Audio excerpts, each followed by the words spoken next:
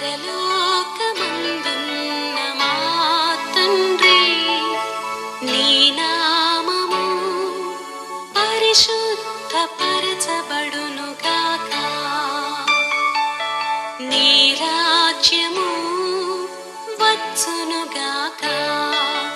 నీ చిత్తము పరలోకమందు నెరవేరుచున్నట్లు భూమి అందును నెరవేరునుగాక. Praise the lord. క్రీస్తునందు ప్రియమైన సహోదరి సహోదరులారా, ఈ ఉదయకాలము మరి గెత్సెమనే ప్రార్థన ఈ అంశాన్ని ధ్యానించవలసిందిగా ప్రభు సిద్ధపరిచి ఉన్నారు. ఇందు నిమిత్తమై మరి దినదినము వారి వారి వ్యక్తిగత ప్రార్థనలలో నన్ను జ్ఞాపకం చేసుకుంటున్న వారికి నా హృదయపూర్తిగా శుభాభినందనలు తెలియజేస్తా ఉన్నాను. ప్రియులరా, మత్తయి సువార్త 26వ అధ్యాయము 36వ వచనం చూస్తే, అంతటి యేసు వారితో కూడా గెత్సెమనే అనబడిన చోటికి వచ్చి, నేను అక్కడికి వెళ్ళి ప్రార్థన చేసి వచ్చే వరకు మీరిక్కడ కూర్చుండుడి అని శిష్యులకు చెప్పాడు. అంటే just they were to wait, అంతే. వాళ్ళు వెయిట్ చేస్తూ ఉండాలి, అంతే. అయితే మనకు తెలిసిన సంగతే 11 మందే శిష్యులు ఉన్నారు ఆయనతో. అప్పుడు 37వ వచనంలో చూసినట్లయితే, పేతురును జెబెదయి 2 కుమారులను అనగా యాకోబును యోహానును వెంటబెట్టుకొని కొద్ది దూరం వెళ్ళారు. ఆయన కొంత దూరం వెళ్ళి ఆయన ఏం చేస్తున్నాడంటే, దుఃఖపడుటకును చింతాక్రాంతుడగుటకును మొదలుపెట్టాను. ప్రియులరా, ఈ మాట బహు భారమైనది. ప్రభువు చింతపడతారా? మీ చింత యావత్తు నా మీద వేయమన్నారే. దుఃఖపడతారా? దుఃఖపడవద్దు అని కూడా చెప్పారే చాలాసార్లు. సమస్తమైన భారము మోసుకొనుచున్న వారలారా నా యొద్దకు రండి అన్నారే. కానీ ఆయన తన యొక్క సిలువ అప్పగించబడే సమయం ఆసన్నమైన కొలది, అది దగ్గర అవుతున్న కొలది, శిష్యులతో మనస్సు విప్పి తన హృదయంలో ఉన్న భారాన్ని పంచుకుంటున్నారు. సహవాసంలో ఇది చాలా ప్రాముఖ్యమైనది. మనసులో ఒకటి, పైకి ఒకటి ఉండొద్దు ప్రియులరా. ఏ సహోదరుడితోనైనా, ఏ సహోదరునితోనైనా, సహోదరితోనైనా మాట్లాడేటప్పుడు మనస్సు విప్పి మాట్లాడితే అది స్వచ్ఛమైన మరి పరసంబంధమైన సహవాసం. ఆయన పెద్ద బోధకుడు, ఆయన గురువు, ఆయన ఇమ్మానుయేలు, దేవుడు, మానవులతో పంచుకునే అవసరం లేనివాడు. కానీ ఆయన ఏమంటున్నారంటే, మరి మత్తయి సువార్త 26:38లో ఏమన్నారంటే, అప్పుడు యేసు, మరణమగునంతగా నా ప్రాణము బహుదుఃఖములో మునిగి ఉన్నది, మీరిక్కడ నిలిచి నాతో కూడా మెలకువగా ఉండుడని వారితో చెప్పాను. ప్రియ సహోదరి స్నేహితుడా, 37లో 38లో చదివిన వచనాల్ని జాగ్రత్తగా మీ పరిశుద్ధ గ్రంథం తీసినప్పుడు ధ్యానపూర్వకంగా చదవండి. ఈ మాట చెప్పడానికి ఆయన ముందు వేదన పడ్డాడు. దుఃఖము పొంగిపోయింది, ఇంకా దాచుకోలేడు, ఆపుకోలేడు అన్నప్పుడు వారితో పంచుకున్నాడు. చూడండి 37 మళ్ళొకసారి జ్ఞాపకం చేస్తాను. పేతురును జెబెదయి 2 కుమారులను వెంటబెట్టుకుని పోయి దుఃఖపడుటకును చింతాక్రాంతుడగుటకును మొదలు పెట్టాను. ముందు దుఃఖము పొంగిపోయింది, ఆగలేదు. అప్పుడు 38వ వచనం, అప్పుడు యేసు, మరణమగునంతగా నా ప్రాణము బహు దుఃఖములో మునిగి ఉన్నది, మీరు ఎక్కడ నిలిచి నాతో కూడా మెలకువగా ఉండి ప్రార్థన చేయుడి అన్నాడు. ప్రియులరా, ప్రభు ఎంత గుండె బ్రద్దలయ్యే ఆ సన్నివేశాన్ని జ్ఞాపకం చేసుకుంటే ఆయన ప్రేమను ఏమని చెప్పగలము? మన కొరకు ఆయన అనుభవించిన శ్రమని మనం 40 దినాలు పాటిస్తే అయిపోయేదా? ఏదో 40 దినాలు ఉపవాసం ఉండి 40 దినాలు మరి నాన్ వెజిటేరియన్ మానేసి తెల్ల బట్టలు వేసుకుని కాదండి. ఆయన మన హృదయాన్ని కోరుకున్నాడు. మన హృదయం అలాగే స్పందించగలిగితే ప్రభు బహుగా మన యందు ఆనందించేవాడిగా ఉన్నాడు. అందుకనే పరిశుద్ధాత్మ దేవుడు ఇంత వివరంగా వ్రాయిస్తూ వచ్చారు. అదే మనం గమనించాలి. అక్కడ నుండి మళ్ళీ 39వ వచనంలో ఇంకా కొంత దూరం వెళ్ళి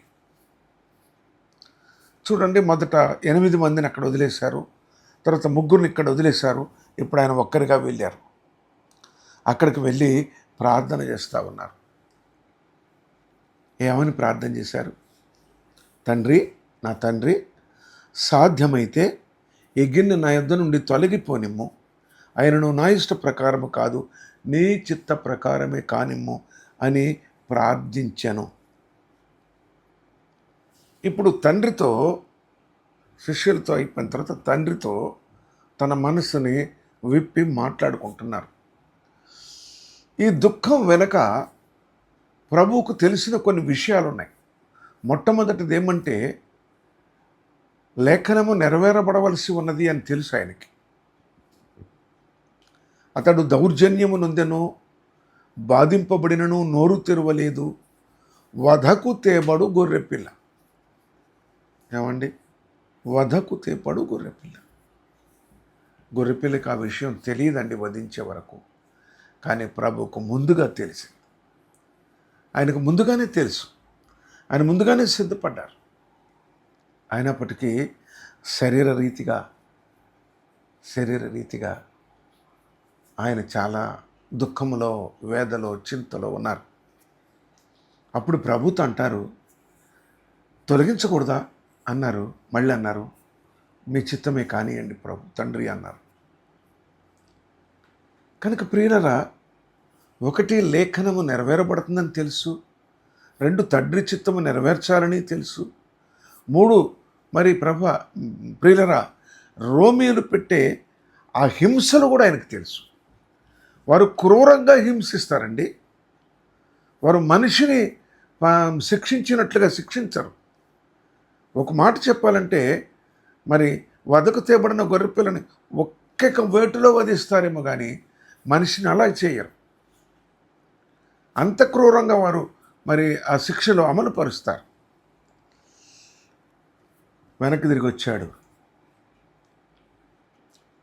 శిష్యులతో అన్నాడు, మీరు శోధనలో ప్రవేశించకుండా ఉండాలంటే ప్రార్థన చేయాలా అన్నాడు. ఎందుకన్నాడు ఈ మాట? కొద్ది సమయంలోనే, కాసేపట్లోనే మీరు శోధనలోనికి వెళ్ళబోతున్నారు. ఎలాగంటే, ఈ 3.5 సంవత్సరముల సేవ పరిచర్యలో మన సహవాసము, మన స్నేహము మరిచి పారిపోతారు, అబద్ధం ఆడతారు, దాక్కుంటారు. ఎన్ని సంభవిస్తాయో మీకు తెలియదు. అందుకని మీరు మెలకువగా ఉండి ప్రార్థన చేయండి అన్నాడు. మరలా 2వ మారు వెళ్ళి మరలా చేశారు. మరలా 3వ మారు ఆ మాటలే చెప్తూ చేశారు. ప్రియులరా, ఈ మాటలు చదువుతున్నప్పుడు ప్రభు 2 మధ్య నలిగిపోతున్నారు. ఒకటి, ఈ వేదన భరించలేనేమో అనుకుంటున్నారు. మరలా తండ్రి నీ చిత్తమే జరగని అంటున్నారు. ఈ వేదనలో ఒకసారి ఆయన మార్కు సువార్త 14:37లో తిరిగి వచ్చిన ఈ 3లో సీమోనుతో అన్నాడు, సీమోను, నువ్వైనా మెలకువగా ఉండాలి కదా, మీకు చెప్పేళ్ళాను కదా అన్నాడు.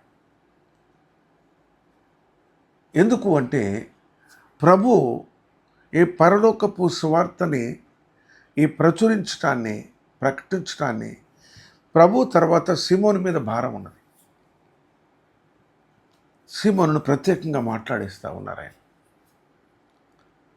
ప్రియ సహోదరి సహోదరులారా, లూకాసు వార్త 22వ అధ్యాయము 40వ వచనం చూద్దాం. అక్కడ రాయబడ్డ సంగతి ఏంటంటే, తరువాత ఆయన బయలుదేరి తన వాడుక చొప్పున ఒలీవల కొండకు వెళ్ళగా శిష్యులను ఆయన వెంట వెళ్ళిరి. ఏమండి, ఆయన రాత్రి పడబోతున్నారని తెలిసినప్పుడు మరొక రహస్య ప్రదేశానికి వెళ్ళొచ్చు కదా. ఆయన వాడుక చొప్పున ఎప్పుడు ఎక్కడికి వెళ్తారో ప్రార్థనకి అక్కడికే వెళ్ళారు. ఎందుకంటే ఆయన వెదకు వారికి ఆయన దొరకాలి. తనను తాను అలాగే సిద్ధపరచుకొని ఉన్నాడు ఆయన.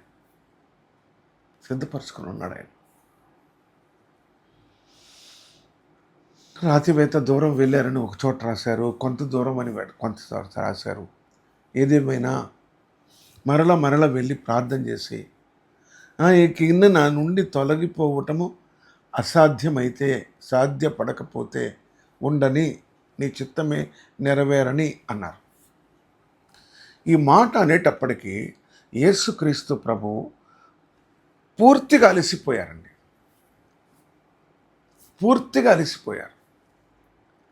కానీ ఆ సమయంలో ప్రభువుని ఓదార్చటానికి కానీ, ధైర్యపరచటానికి కానీ ఆయనతో ఉండవలసిన వారు ఎవ్వరు కూడా లేరు. అంతేకాదు, వారు నిద్రిస్తూ ఉన్నారు, పడుకొని నిద్రపోతున్నారు, నిద్రకు ఆపుకోలేకుండా నిద్రపోతున్నారు. ఎందుకంటే జరగబోయేది వారికి తెలియదు. అందుకే వారికి ఆందోళన కానీ, చింత కానీ, దుఃఖము కానీ లేవు. ఆ పరిస్థితుల్లో పరలోకమందున్న తండ్రి తన అద్వితీయ కుమారుడైన యేసుక్రీస్తు ప్రభువును చూస్తూ ఉన్నాడు. ప్రియులారా, చూస్తూ ఉన్నాడు. లూకా సువార్త 22వ అధ్యాయము 44వ వచనంలో, అప్పుడు పరలోకం నుండి ఒక దూత ఆయనకు కనబడి ఆయనను బలపరచను. ఒక దేవదూతను పంపించినాడు ఆయన. తండ్రి, కుమారుని బలపరచు, కుమారుని ధైర్యపరచు, కుమారుడు పొందబోవు ఆ మహిమను జ్ఞాపకం చేయదు. పరలోకం ఉన్నది, దేవదూతల కంటే మరి శ్రేష్టమైన, మరి అధికమైన స్థానం ఉన్నది నీకని కనిపిస్తాడు. గుర్తు చేసుకోవటానికి ఆయన చూపించి బలపరిచాడు. ఎప్పుడైతే ఆయన బలపరచబడ్డాడో అంతవరకు ఉన్న వేదన కొంత ఊరట కలిగించినప్పటికీ లూకా సువార్త 22వ అధ్యాయం 45వ వచనంలో ఆయన వేదన పడి మరింత ఆతురముగా ప్రార్థన చేయగా, ఆందోళనగా ప్రార్థన చేశాడు. ఆ ప్రార్థన సమయము బహు గంభీరమైనది. ఎందుకు అంటే ఆ ప్రార్థన సమయంలో ఆయన చెమట నేల పడుచున్న గొప్ప రక్త బిందువుల వలె ఆయను. ప్రియ సహోదరి, స్నేహితుడా, ప్రభు నీ కొరకు సిలువలో మరణించాడు అని ఒక మాటలు అంటే సరిపోదు. ఏ 40 దినాలు కాదు, జీవితకాలం ధ్యానించినా సరిపోదు. చెమట రక్త బిందువుల వలె ఆయను. ఇప్పుడు ఏదో మెడికల్ సైన్స్ రీసెర్చ్లు అవసరం లేదు మనకి.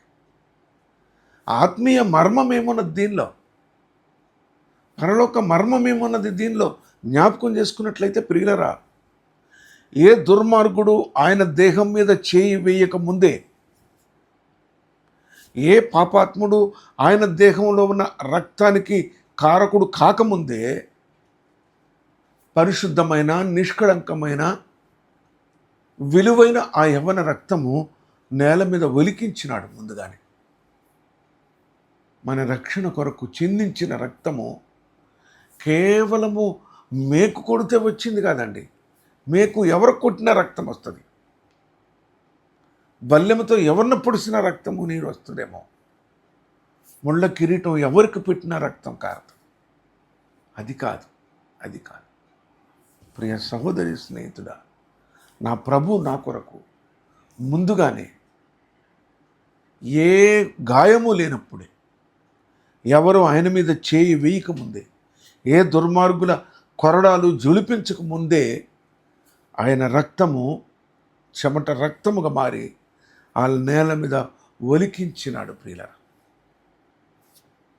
నీ కొరకు కార్చిన ఆ యొక్క యవ్వన పరిశుద్ధ నిష్కళంక రక్తము యొక్క విలువను ఎరిగినావా?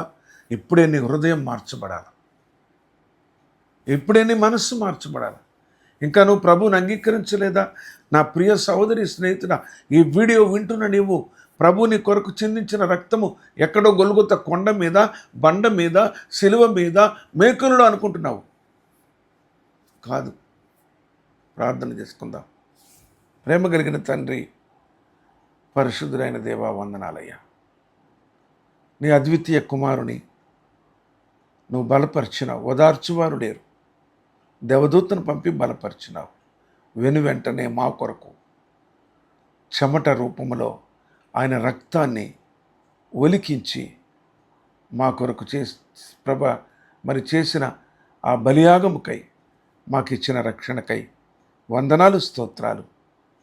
ఆ కుమారుని ద్వారానే, నీ అద్వితీయ కుమారుని ద్వారానే నీ పాదముల దగ్గరికి తీసుకొని వచ్చి ప్రార్థించి అడిగి వేడుకుంటున్నాము తండ్రి.